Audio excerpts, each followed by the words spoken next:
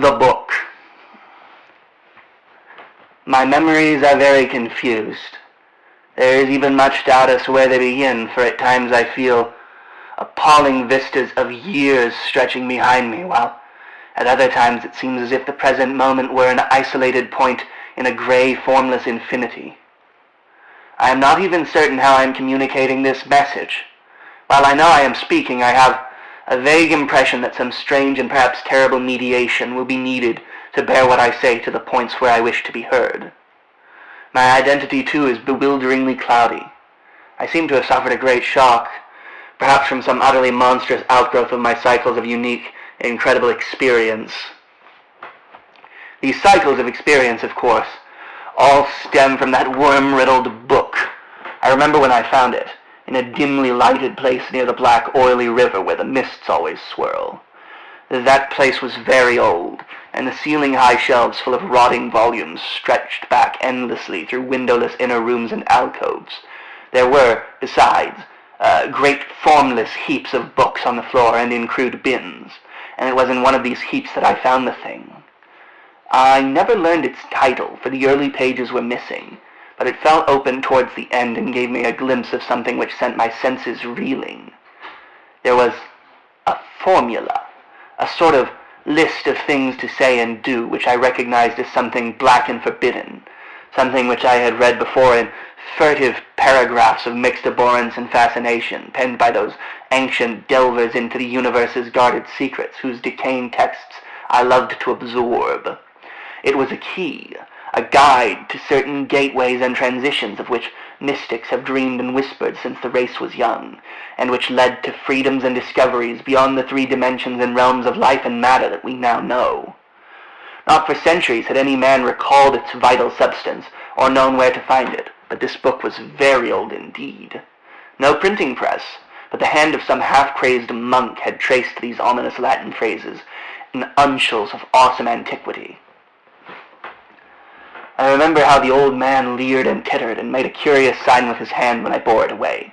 He had refused to take pay for it, and only long afterwards did I guess why. As I hurried home through those narrow, winding, mist-choked waterfront streets, I had a frightful impression of being stealthily followed by softly padding feet. The centuried, tottering houses on both sides seemed alive with a fresh and morbid malignity, as if some hitherto closed channel of evil understanding had abruptly been opened. I felt that those walls and overhanging gables of mildewed brick and fungus plaster and timber, with fishy, eye-like diamond-paned windows that leered, could hardly desist from advancing and crushing me. Yet I had only read the least fragment of that blasphemous room before closing the book and bringing it away. I remember how I read the book at last, white-faced and locked in the attic room that I had long devoted to strange searchings. The great house was very still, for I had not gone up till after midnight. I think I had a family then, though the details are very uncertain, and I know there were many servants. Just what the year was, I cannot say, for since then I have known many ages and dimensions, and have had all my notions of time dissolved and refashioned. It was by the light of candles that I read. I recall the relentless dripping of the wax, and there were chimes that came every now and then from distant belfries. I seemed to keep track of those chimes with a peculiar intentness, as if I feared to hear some very remote intruding note among them. Then came the first scratching and fumbling at the dormer window that looked out high above the other roofs of the city. It came as I droned aloud the 9th verse of that primal lay, and I knew amidst my shudders what it meant. For he who passes the gateways always wins a shadow, and never again can he be alone. I had evoked, and the book was indeed all I had suspected. That night I passed the gateway into a vortex of twisted time and vision, and when morning found me in the attic room, I saw in the walls and shelves and fittings that which I had never seen before, nor could I ever after see the world as I had known it. Mixed with the present scene was always a little of the past and a little of the future, and every once familiar object loomed alien in the new perspective brought by my widened sight. From then on I walked with a fantastic dream of unknown and half-known shapes, and with each new gateway crossed, the less plainly could I recognize the things of the narrow sphere to which I had so long been bound. What I saw about me none else saw, and I grew doubly silent and aloof, lest I be thought mad. Dogs had a fear of me, for they felt the outside shadow which never left my side.